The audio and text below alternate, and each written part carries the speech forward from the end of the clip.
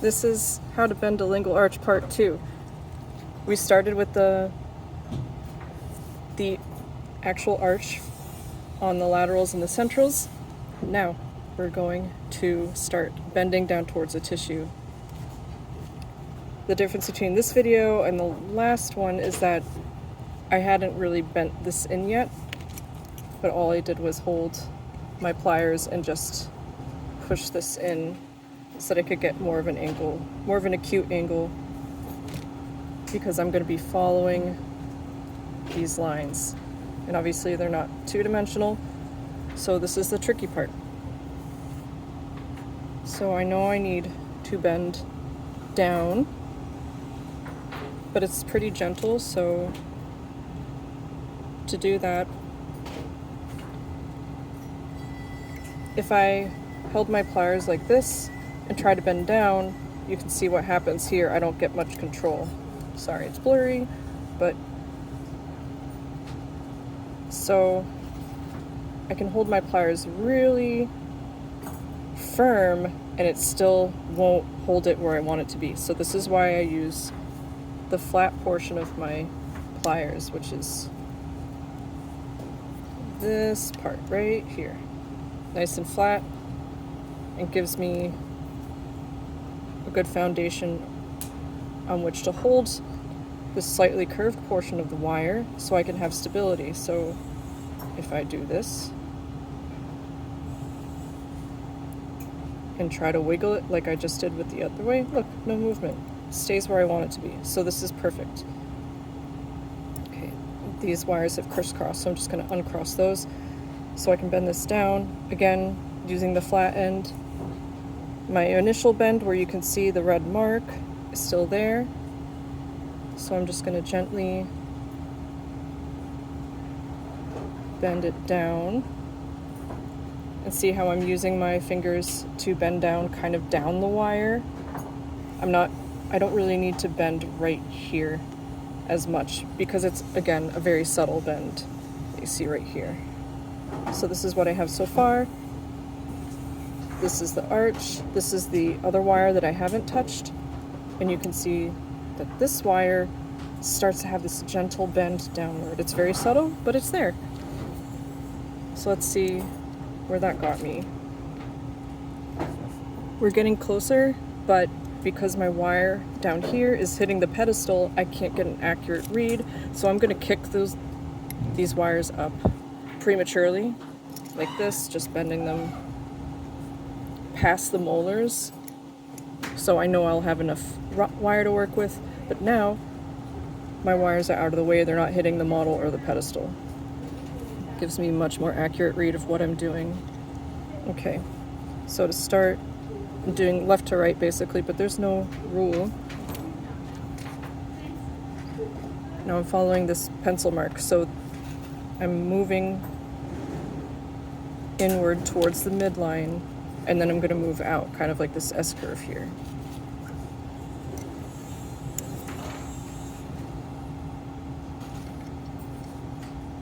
So, and just like the other video that we watched, I have the flat part on top. This doesn't want to focus.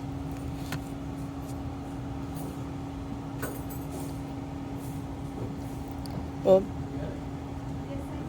it's hard to see, but I have the flat part on top, and the curved part of my plier is what's in the inner corner. It doesn't really matter here because this isn't that careful of a bend, but I'm just going to push in just a hair. And again, I'm using my finger, or my thumb rather, right at the fulcrum. Not only does that keep my bend nice and tight, but it also gives me more control when I have my finger right up against where my pliers where I'm bending. And I'm also, when I'm pushing my thumb, I'm also holding my plier in my hand like this. And I'm bracing, so I'm holding my pliers with my left hand and to brace it, and then pushing with my thumb.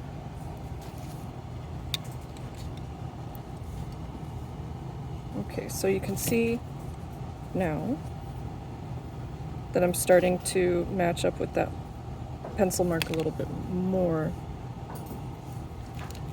So now I look at my drawing, where do I start to deviate away from the drawing? I'm gonna say right here. So making that mark, I'm gonna start, and I know I have to bend in the opposite direction from where this wire is pointing. And it's not a hard angle, it's a gentle bend. It's more of a soft curve than an angular bend. So I'm gonna hold my pliers just mesial to that red mark that I made. It's a little hard to see, but I want to bend on that mark, so I'm holding the pliers mesial to that mark. Oh, this is not working. I'm doing my best. But my red mark isn't in the pliers, it's like just past the pliers, yeah, right there. Kind of hard to see. So I'm gonna bend this way to match this curve here. And to do that, I'm gonna kind of do something similar to what we just saw, holding my pliers and holding them with my hands like this. And this is just what works for me. But before, where I had my thumb against the wire, bending it that way, well, I'm bending it this way now. So I'm gonna do a pulling instead of a pushing motion. And again, I want that curve to be gentle, so I'm not gonna go right to the fulcrum to make my bend. So I'm gonna pull, instead of pulling right adjacent to the pliers to get a hard angle. Notice I'm holding my plier, or not my plier, excuse me, my wire right at the end here. And now I'm gonna carefully start bending. And you can see I got that nice subtle curve that we just talked about. Now let's see how it looks on the model. All right, not bad, not bad. We're starting to get there. Again, I'm still deviating away from the drawing, but we're also starting to bend down into the tissue. So I'm gonna change up my strategy a little bit here.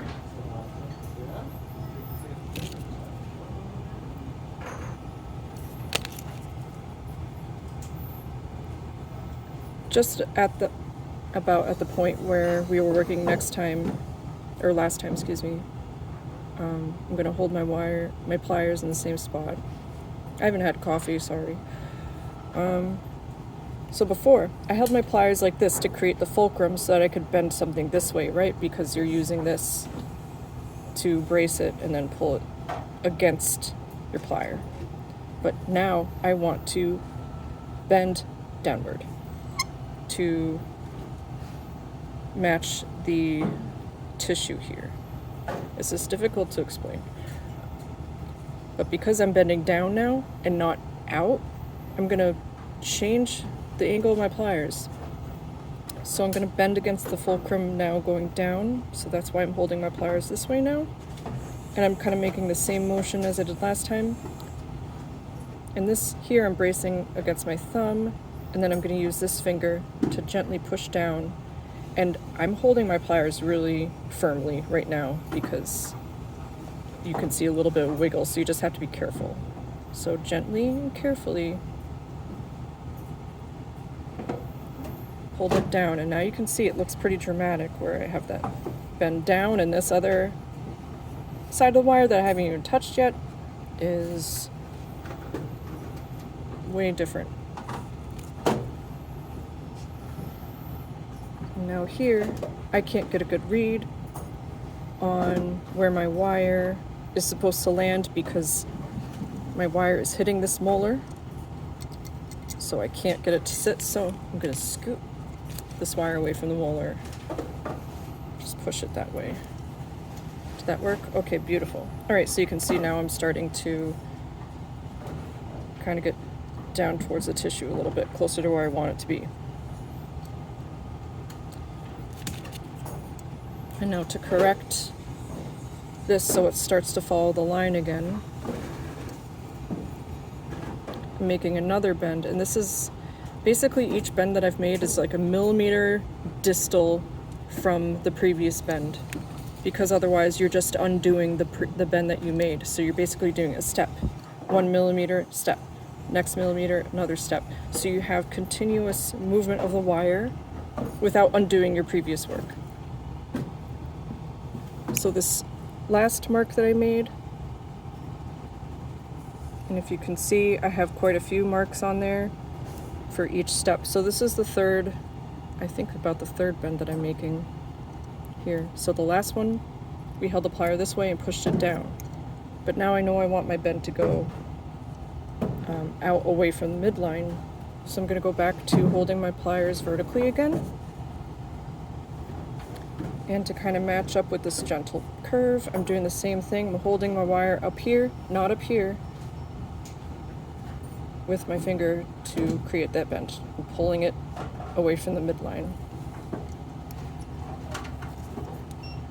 Now this looks really dramatic and it doesn't look like what we want, but that's fine, we're not there yet. We just have to make one more step to kind of get it to where we want it to sit.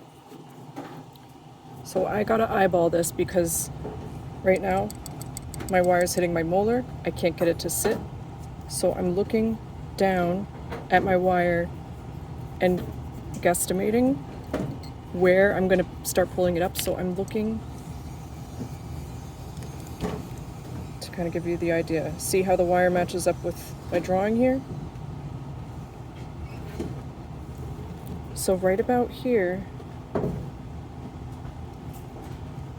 is where it starts to go back in. So for my last step, I bent it away from the midline. Now I'm going to start bending it toward the midline.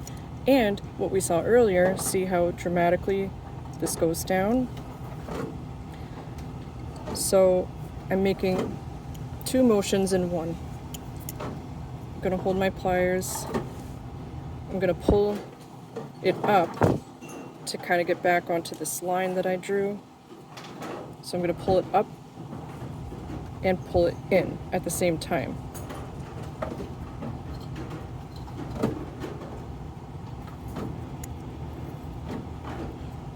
Okay, so now we're getting a little closer. And I'm going to stop here.